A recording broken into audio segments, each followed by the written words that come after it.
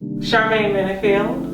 I'm a visual artist, and my work is what I focus on right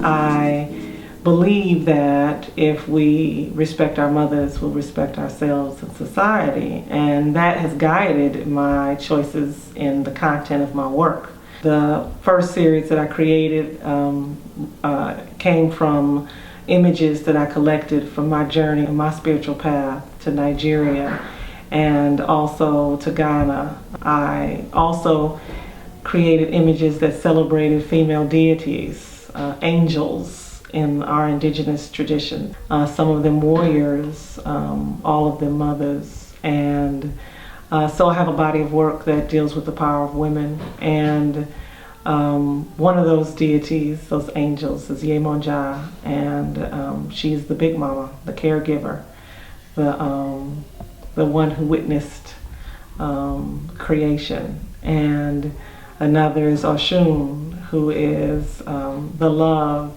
and beauty deity. And I instill those principles in my children, caregiving and love and beauty. And so as my work evolved, I incorporated those influences into the work and found myself also journeying to the ancestors themselves. I wanted to reverence them and tell their story, specifically women in my history, but in the history of African American culture in the United States. And I thought of in no other way to sort of reverence this moment of hope, but to return back to emancipation and think about where we were then, where the mothers were, in terms of hope for our future, and look at how our ancestors were organizing for change and creating institutions and claiming their places in society. Even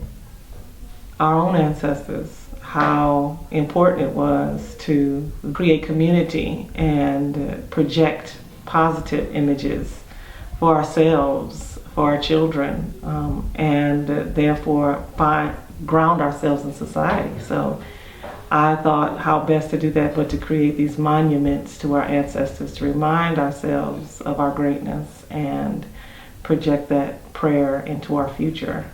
And that's what the New Freedom series is for me. The New Freedom series actually looks at, in my work, looks at social iconography and how we assign a certain value to certain symbols in society. New Freedom really deals with the ancestors as icons and reclaims social iconography for African Americans. I hope to incite in others the need to create a monument in the name and honor of what we consider valuable. And what is valuable as an African American certainly is identity. And identity certainly being tied to our history, our path, our journey. And that certainly is the footsteps of our ancestors.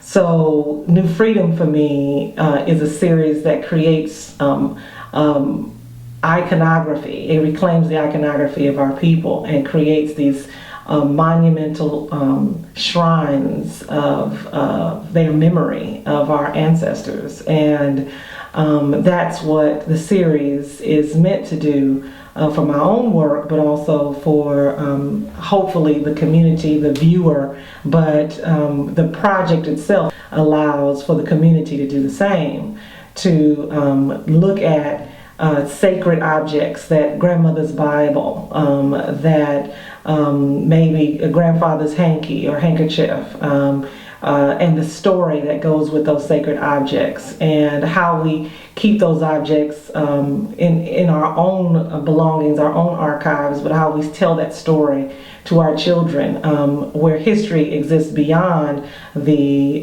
textbook, but actually in African American culture it exists in the shrines of our actual family archives. I've always been very interested in the concept called ancestral memory, where certain rituals and customs somehow make their way to our present consciousness. I think all of that is important to say that as a stance, as a woman, as an artist, and certainly as a mother, that I'm willing to take in my work, so that here forward, that's how I intend to affect change.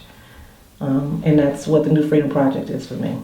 The New Freedom Project this year will go back to my hometown, Fort Wayne, Indiana. I'm excited about being able to draw from one of the largest genealogy collections in the country and the largest collection of Abraham Lincoln original archival material in the world. And from these collections, I'll be able to pull images and incorporate those images into a new body of work in a new series. So I hope that you all can celebrate your ancestors with me in the New Freedom Project.